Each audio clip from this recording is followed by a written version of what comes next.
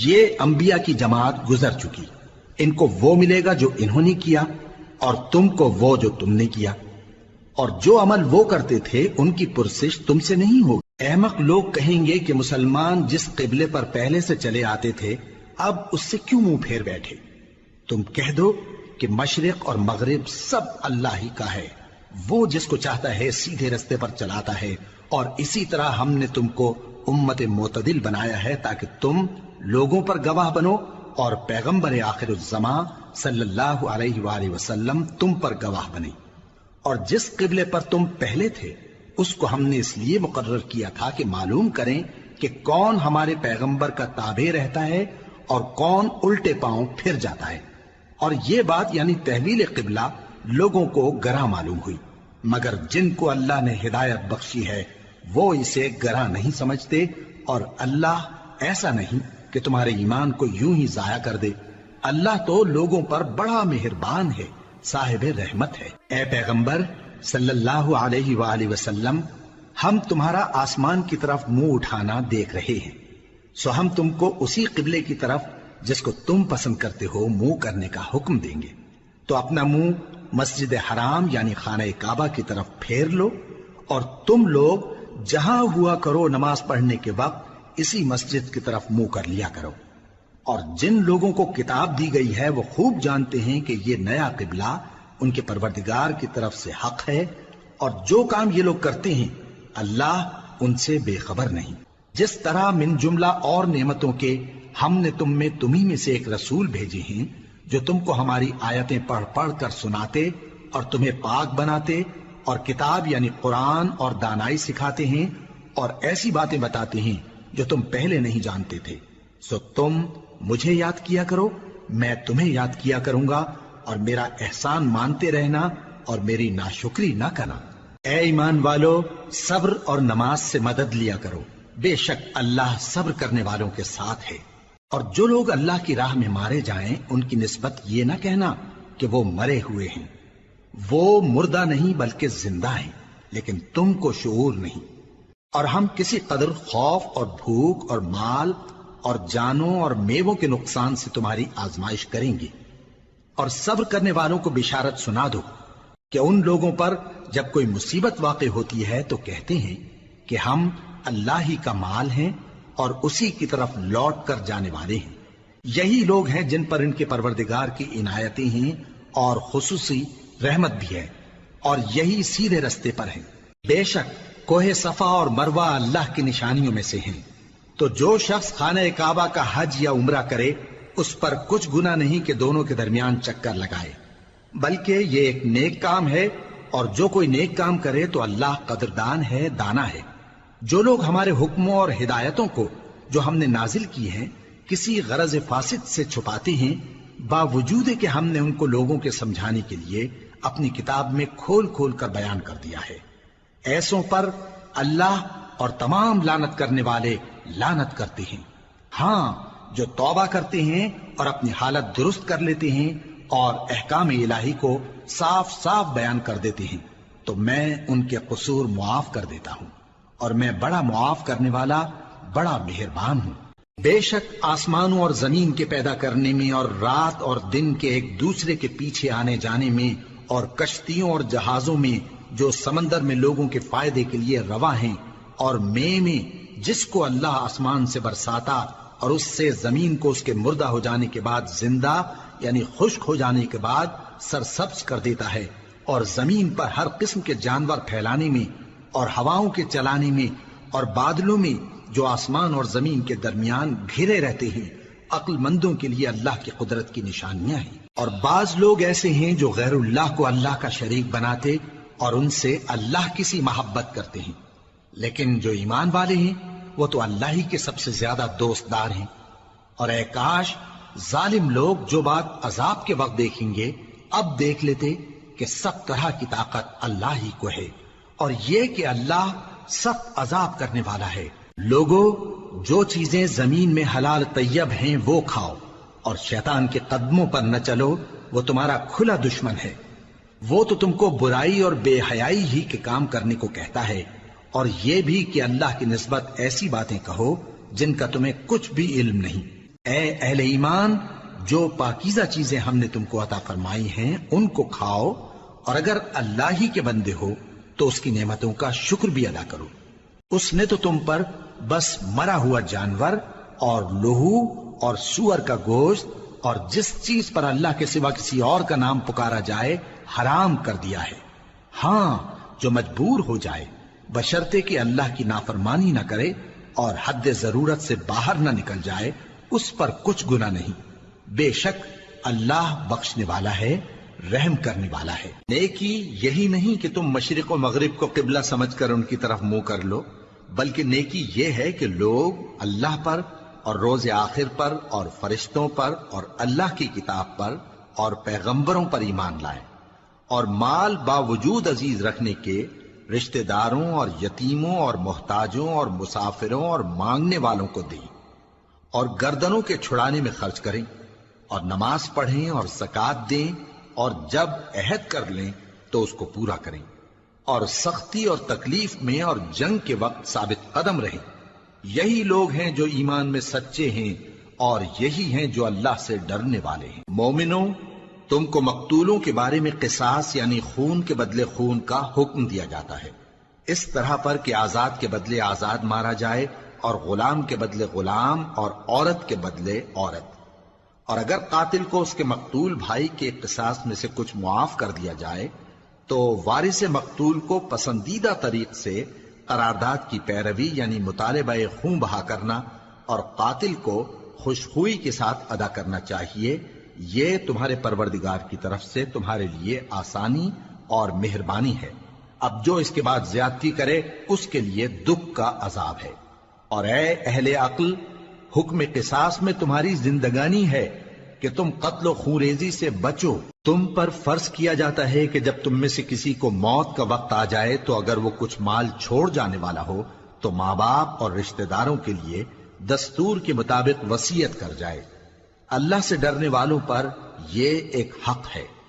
پھر جو شخص وصیت کو سننے کے بعد اس کو بدل ڈالے تو اس کے بدلنے کا گناہ انہی لوگوں پر ہے جو اس کو بدلیں، اور بے شک اللہ سنتا جانتا ہے۔ اب اگر کسی کو وصیت کرنے والے کی طرف سے کسی وارث کی طرفداری یا حق تلفی کا اندیشہ ہو تو اگر وہ وصیت کو بدل کر وارثوں میں صلح کرا دے تو اس پر کچھ گناہ نہیں۔ بے شک اللہ بخشنے والا ہے، رحم والا ہے۔ مومنوں، تم پر روزے فرض کیے گئے ہیں جس طرح تم سے پہلے لوگوں پر فرض کیے گئے تھے تاکہ تم پرہیزگار بنو۔ روزوں کے دن گنتی کے چند روز ہیں، تو جو شخص تم میں سے بیمار ہو یا سفر میں ہو تو دوسرے دنوں میں روزوں کا شمار پورا کر لے۔ اور جو لوگ روزہ رکھنے کی طاقت رکھیں لیکن رکھیں نہیں، وہ روزے کے بدلے محتاج کو کھانا کھلا دیں۔ اور جو کوئی اپنی مرضی سے زیادہ نیکی کرے تو اس کے حق میں زیادہ اچھا ہے، اور اگر سمجھو تو روزہ رکھنا ہی تمہارے حق میں بہتر ہے۔ روزوں کا مہینہ رمضان کا مہینہ ہے جس میں قرآن اول نازل ہوا، جو لوگوں کا رہنما ہے اور جس میں ہدایت کی کھلی نشانیاں ہیں اور جو حق و باطل کو الگ الگ کرنے والا ہے۔ تو جو کوئی تم میں سے اس مہینے میں موجود ہو چاہیے کہ پورے مہینے کے روزے رکھے، اور جو بیمار ہو یا سفر میں ہو تو دوسرے دنوں میں روزے رکھ کر ان کا شمار پورا کر لے۔ اللہ تمہارے حق میں آسانی چاہتا ہے اور سختی نہیں چاہتا، اور یہ آسانی کا حکم اس لیے دیا گیا ہے کہ تم روزوں کا شمار پورا کر لو، اور اس احسان کے بدلے کہ اللہ نے تم کو ہدایت بخشی ہے تم اس کو بزرگی سے یاد کرو اور اس کا شکر کرو۔ روزوں کی راتوں میں تمہارے لیے اپنی عورتوں کے پاس جانا جائز کر دیا گیا ہے، وہ تمہاری پوشاک ہیں اور تم ان کی پوشاک ہو۔ اللہ کو معلوم ہے کہ تم ان کے پاس جانے سے اپنے حق میں خیانت کرتے تھے، سو اس نے تم پر مہربانی کی اور تمہاری حرکات سے درگزر فرمائی، تو اب تم کو اختیار ہے کہ ان سے مباشرت کرو۔ اور اللہ نے جو چیز تمہارے لیے لکھ رکھی ہے یعنی اولاد، اس کو اللہ سے طلب کرو اور کھاؤ اور پیو یہاں تک کہ صبح کی سفید دھاری رات کی سیاہ دھاری سے الگ نظر آنے لگے، پھر روزہ رکھ کر رات تک پورا کرو۔ اور جب تم مسجدوں میں اعتکاف بیٹھتے ہو تو ان سے مباشرت نہ کرو، یہ اللہ کی حدیں ہیں، ان کے پاس نہ جانا۔ اسی طرح اللہ اپنی آیتیں لوگوں کے سمجھانے کے لیے کھول کھول کر بیان فرماتا ہے تاکہ وہ پرہیزگار بنے، اور آپس میں ایک دوسرے کا مال नाहक न खाओ और न उसको रिश्वतन हाकिमों के पास पहुंचाओ ताकि लोगों के माल का कुछ हिस्सा नाजायज तौर पर खा जाओ, और इसे तुम जानते भी हो। और जो लोग तुमसे लड़ते हैं तुम भी अल्लाह की राह में उनसे लड़ो, मगर ज्यादती न करना कि अल्लाह ज्यादती करने वालों को दोस्त नहीं रखता। और अल्लाह की राह में माल खर्च करो और अपने आप को हलाकत में न डालो, और नेकी करो, बेशक अल्लाह नेकी करने वालों को दोस्त रखता है। और अल्लाह की खुशनूदी के लिए हज और उम्रे को पूरा करो, और अगर रास्ते में रोक लिए जाओ तो जैसी कुर्बानी मुयस्सर हो कर दो, और जब तक कुर्बानी अपने मुकाम पर न पहुंच जाए सर न मुंडाओ। और अगर कोई तुम में बीमार हो या उसके सर में किसी तरह की तकलीफ हो तो अगर वो सर मुंडा ले तो उसके बदले रोजे रखे या सदका दे या कुर्बानी करे। फिर जब तकलीफ दूर होकर तुम मुतमईन हो जाओ तो जो तुम में हज के वक्त तक उम्रे से फायदा उठाना चाहे वो जैसी कुर्बानी मुयस्सर हो करे, और जिसको कुर्बानी न मिले वो 3 रोजे अय्याम हज में रखे और 7 जब वापस हो। ये पूरे 10 हुए। ये हुक्म उस शख्स के लिए है जिसके अहलो अयाल मक्के में न रहते हों। और अल्लाह से डरते रहो और जान रखो कि अल्लाह सख्त अजाब देने वाला है। हज के महीने मुअय्यन हैं जो मालूम हैं, तो जो शख्स इन महीनों में हज की नीयत कर ले तो हज के दिनों में न औरतों से इख्तिलात करे, न कोई बुरा काम करे और न किसी से झगड़े। और जो नेक काम तुम करोगे वो अल्लाह को मालूम हो जाएगा। और ज़ादे राह यानी रस्ते का खर्च साथ ले जाओ, क्योंकि बेहतरीन ज़ादे राह परहेजगारी है। और ए अहले अक्ल, मुझी से डरते रहो, इसका तुम्हें कुछ गुनाह नहीं कि हज के दिनों में बजरिए तिजारत अपने परवरदिगार से रोजी तलब करो। और जब अरफात से वापस होने लगो तो मशर हराम यानी मुज़दलिफा में अल्लाह का जिक्र करो, और उस तरह जिक्र करो जिस तरह उसने तुमको सिखाया। और इससे पेशतर तुम लोग इन तरीकों से महज नावाकिफ थे। फिर जब हज के तमाम अरकान पूरे कर चुको तो मिना में अल्लाह को याद करो जिस तरह अपने बाप दादा को याद किया करते थे, बल्कि उससे भी ज्यादा। और बाज लोग ऐसे हैं जो अल्लाह से इल्तिजा करते हैं कि ऐ परवरदिगार, हमको जो देना है दुनिया ही में दे दे, और ऐसे लोगों का आखिरत में कुछ हिस्सा नहीं। और क़याम मिना के दिनों में जो गिनती के दिन हैं अल्लाह को याद करो। अगर कोई जल्दी करे और 2 ही दिन में चल दे तो उस पर भी कुछ गुनाह नहीं, और जो बात तक ठहरा रहे उस पर भी कुछ गुनाह नहीं। ये बातें उस शख्स के लिए हैं जो अल्लाह से डरे। और तुम लोग अल्लाह से डरते रहो और जान रखो कि तुम सब उसके पास जमा किए जाओगे। पहले तो सब लोगों का एक ही मजहब था, लेकिन वो आपस में इख्तिलाफ करने लगे तो अल्लाह ने उनकी तरफ बिशारत देने वाले और डर सुनाने वाले पैगंबर भेजे और उन पर सच्चाई के साथ किताबें नाजिल की, ताकि जिन उमूर में लोग इख्तिलाफ करते थे उनका उनमें फैसला कर दे। और उसमें इख्तिलाफ भी उन्हीं लोगों ने किया जिनको किताब दी गई थी, बावजूद के उनके पास खुले हुए अहकाम आ चुके थे।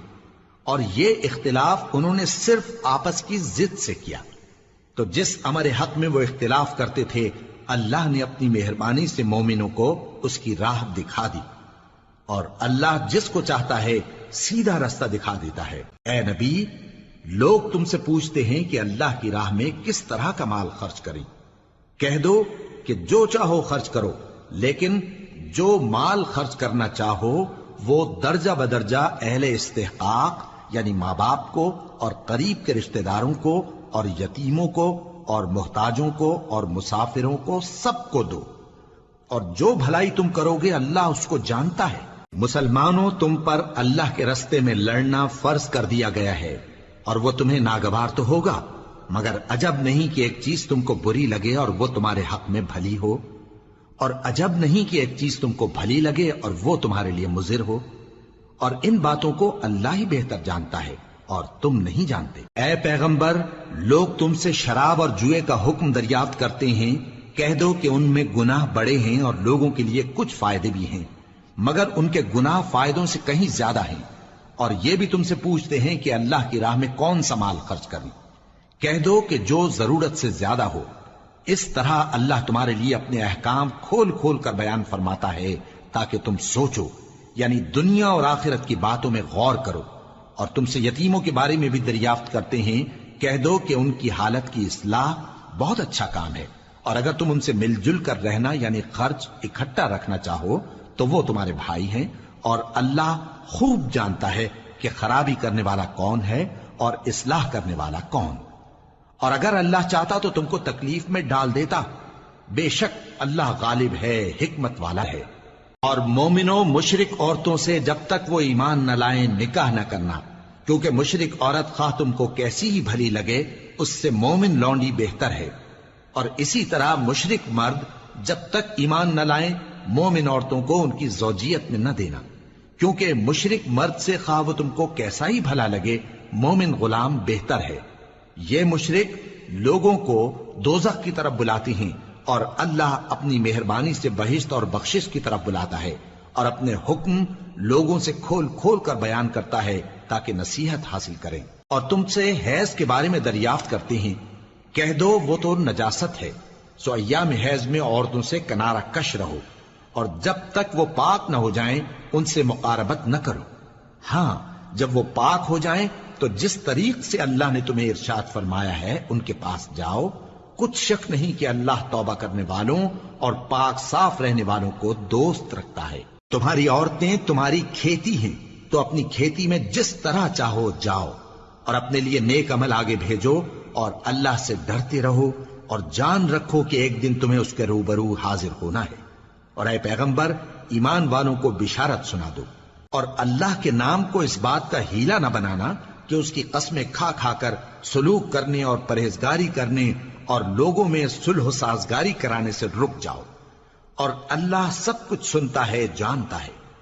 اللہ تمہاری لغو قسموں پر تم سے مواخذہ نہیں کرے گا، لیکن جو قسمیں تم قصد دلی سے کھاؤ گے ان پر مواخذہ کرے گا، اور اللہ بخشنے والا ہے، بردبار ہے۔ جو لوگ اپنی عورتوں کے پاس جانے کی قسم کھا لیں ان کو 4 مہینے تک انتظار کرنا چاہیے۔ اگر اس عرصے میں قسم سے رجوع کر لیں تو اللہ بخشنے والا ہے، مہربان ہے۔ اور اگر طلاق کا ارادہ کر لیں تو بھی اللہ سنتا ہے، جانتا ہے۔ اور طلاق والی عورتیں 3 حیض تک اپنے تئیں روکے رہیں،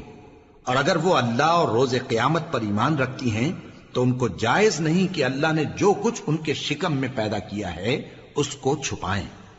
اور ان کے خاوند اگر پھر موافقت چاہیں تو اس مدت میں وہ ان کو اپنی زوجیت میں لے لینے کے زیادہ حقدار ہیں۔ اور عورتوں کا حق مردوں پر ویسا ہی ہے جیسے دستور کے مطابق مردوں کا حق عورتوں پر ہے، البتہ مردوں کو عورتوں پر 1 درجہ فضیلت ہے، اور اللہ غالب ہے، صاحب حکمت ہے۔ طلاق صرف 2 بار ہے، یعنی جب 2 دفعہ طلاق دے دی جائے تو پھر عورتوں کو یا تو بطریق شائستہ نکاح میں رہنے دینا ہے یا بھلائی کے ساتھ چھوڑ دینا۔ اور یہ جائز نہیں کہ جو مہر تم ان کو دے چکے ہو اس میں سے کچھ واپس لے لو۔ ہاں، اگر زن و شوہر کو خوف ہو کہ وہ اللہ کی حدوں کو قائم نہیں رکھ سکیں گے تو اگر عورت خاوند کے ہاتھ سے رہائی پانے کے بدلے میں کچھ دے ڈالے تو دونوں پر کچھ گناہ نہیں۔ یہ اللہ کی مقرر کی ہوئی حدیں ہیں، ان سے باہر نہ نکلنا، اور جو لوگ اللہ کی حدوں سے باہر نکل جائیں گے وہ گناہگار ہوں گے۔ پھر اگر شوہر 2 طلاقوں کے بعد تیسری طلاق عورت کو دے دے تو اس کے بعد جب تک عورت کسی دوسرے شخص سے نکاح نہ کر لے اس پہلے شوہر پر حلال نہ ہوگی۔ ہاں، اگر دوسرا خاوند بھی طلاق دے دے اور عورت اور پہلا خاوند پھر ایک دوسرے کی طرف رجوع کر لیں تو ان پر کچھ گناہ نہیں، بشرطے کہ دونوں یقین کریں کہ اللہ کی حدوں کو قائم رکھ سکیں گے، اور یہ اللہ کی حدیں ہیں، ان کو وہ ان لوگوں کے لیے بیان فرماتا ہے جو علم رکھتے ہیں۔ اور جب تم عورتوں کو 2 دفعہ طلاق دے چکو اور ان کی عدت پوری ہو جائے تو انہیں یا تو حسن سلوک سے نکاح میں رہنے دو یا بطریق شائستہ رخصت کر دو، اور اس نیت سے ان کو نکاح میں نہ رہنے دینا چاہیے کہ انہیں تکلیف دو اور ان پر زیادتی کرو، اور جو ایسا کرے گا وہ اپنا ہی نقصان کرے گا۔ اور اللہ کے احکام کو ہنسی اور کھیل نہ بناؤ، اور اللہ نے تم کو جو نعمتیں بخشی ہیں اور تم پر جو کتاب اور دانائی کی باتیں نازل کی ہیں جن سے وہ تمہیں نصیحت فرماتا ہے ان کو یاد کرو، اور اللہ سے ڈرتے رہو، اور جان رکھو کہ اللہ ہر چیز سے واقف ہے۔ اور جب تم عورتوں کو طلاق دے چکو اور ان کی عدت پوری ہو جائے تو ان کو اپنے شوہروں کے ساتھ جب وہ آپس میں جائز طور پر راضی ہو جائیں نکاح کرنے سے مت روکو، اس حکم سے اس شخص کو نصیحت کی جاتی ہے جو تم میں اللہ اور روز آخر پر یقین رکھتا ہے، یہ تمہارے لیے نہایت خوب اور بہت پاکیزگی کی بات ہے، اور اللہ جانتا ہے اور تم نہیں جانتے۔ اور مائیں اپنے بچوں کو پورے 2 سال دودھ پلائیں، یہ حکم اس شخص کے لیے ہے جو پوری مدت تک دودھ پلوانا چاہے، اور دودھ پلانے والی ماؤں کا کھانا اور کپڑا دستور کے مطابق باپ کے ذمے ہوگا۔ کسی شخص کو اس کی طاقت سے زیادہ تکلیف نہیں دی جاتی، تو یاد رکھو کہ نہ تو ماں کو اس کے بچے کے سبب نقصان پہنچایا جائے اور نہ باپ کو اس کی اولاد کی وجہ سے نقصان پہنچایا جائے، اور اسی طرح نان و نفقہ بچے کے وارث کے ذمے ہے، اور اگر دونوں یعنی ماں باپ آپس کی رضامندی اور صلاح سے بچے کا دودھ چھڑانا چاہیں تو ان پر کچھ گناہ نہیں، اور اگر تم اپنی اولاد کو دودھ پلوانا چاہو تو تم پر کچھ گناہ نہیں، بشرطے کہ تم دودھ پلانے والیوں کو دستور کے مطابق ان کا حق جو تم نے دینا کیا تھا دے دو، اور اللہ سے ڈرتے رہو اور جان رکھو کہ جو کچھ تم کرتے ہو اللہ اس کو دیکھ رہا ہے۔ اور جو لوگ تم میں سے مر جائیں اور عورتیں چھوڑ جائیں تو وہ عورتیں 4 مہینے اور 10 دن اپنے آپ کو روکے رہیں، اور جب یہ عدت پوری کر چکیں اور اپنے حق میں پسندیدہ کام یعنی نکاح کر لیں تو تم پر کچھ گناہ نہیں، اور اللہ تمہارے سب کاموں سے واقف ہے۔ اگر تم اشارے کنائے میں عورتوں کو نکاح کا پیغام بھیجو یا نکاح کی خواہش کو اپنے دلوں میں مخفی رکھو تو تم پر کچھ گناہ نہیں، اللہ کو معلوم ہے کہ تم ان سے نکاح کا ذکر کرو گے، مگر ایام عدت میں اس کے سوا کے دستور کے مطابق کوئی بات کہہ دو، پوشیدہ طور پر ان سے قول و قرار نہ کرنا، اور جب تک عدت پوری نہ ہو لے نکاح کا پختہ ارادہ نہ کرنا، اور جان رکھو کہ جو کچھ تمہارے دلوں میں ہے اللہ کو سب معلوم ہے، تو اس سے ڈرتے رہو اور جان رکھو کہ اللہ بخشنے والا ہے، حلم والا ہے۔ اور اگر تم عورتوں کو ان کے پاس جانے یا ان کا مہر مقرر کرنے سے پہلے طلاق دے دو تو تم پر کچھ گناہ نہیں، ہاں ان کو دستور کے مطابق کچھ خرچ ضرور دو، یعنی مقدور والا اپنے مقدور کے مطابق دے اور تنگ دست اپنی حیثیت کے مطابق۔ نیک لوگوں پر یہ ایک طرح کا حق ہے۔ اور اگر تم عورتوں کو ان کے پاس جانے سے پہلے طلاق دے دو لیکن مہر مقرر کر چکے ہو تو آدھا مہر دینا ہوگا، ہاں اگر عورتیں مہر بخش دیں یا مرد جن کے ہاتھ میں عقد نکاح ہے اپنا حق چھوڑ دیں اور پورا مہر دے دیں تو ان کو اختیار ہے، اور اگر تم مرد لوگ ہی اپنا حق چھوڑ دو تو یہ پرہیزگاری کی بات ہے، اور آپس میں بھلائی کرنے کو فراموش نہ کرنا، کچھ شک نہیں کہ اللہ تمہارے سب کاموں کو دیکھ رہا ہے۔ مسلمانوں، سب نمازیں خصوصاً بیچ کی نماز یعنی نماز عصر پورے اہتمام کے ساتھ ادا کرتے رہو اور اللہ کے آگے ادب سے کھڑے رہا کرو، پھر اگر تم خوف کی حالت میں ہو تو پیادے یا سوار جس حال میں ہو نماز پڑھ لو، پھر جب امن و اطمینان ہو جائے تو جس طریق سے اللہ نے تم کو سکھایا ہے جو تم پہلے نہیں جانتے تھے اللہ کو یاد کرو، اور جو لوگ تم میں سے مر جائیں اور عورتیں چھوڑ جائیں وہ اپنی عورتوں کے حق میں وصیت کر جائیں کہ ان کو 1 سال تک خرچ دیا جائے اور گھر سے نہ نکالی جائیں، ہاں اگر وہ خود گھر سے چلی جائیں اور اپنے حق میں پسندیدہ کام یعنی نکاح کر لیں تو تم پر کچھ گناہ نہیں، اور اللہ زبردست ہے، حکمت والا ہے۔ اور مطلقہ عورتوں کو بھی دستور کے مطابق نان و نفقہ دینا چاہیے، پرہیزگاروں پر یہ بھی حق ہے۔ اسی طرح اللہ اپنے احکام تمہارے لیے بیان فرماتا ہے تاکہ تم سمجھو۔